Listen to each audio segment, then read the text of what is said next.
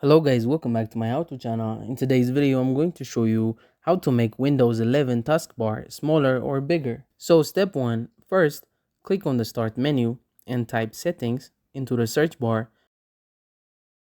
Once inside the settings window, go to system, then display, and look for the scale and layout section to adjust the scaling percentage. Step 2, changing the scaling to something like 125% or 150%.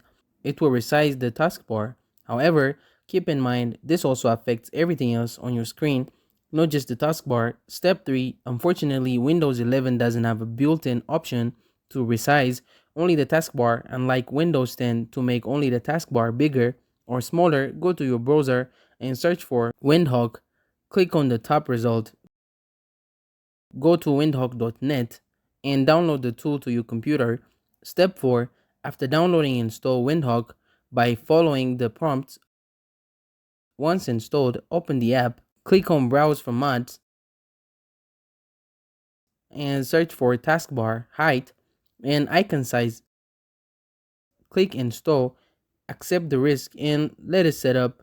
Step 5, go to the settings tab of the mod where you can adjust the taskbar height and button size.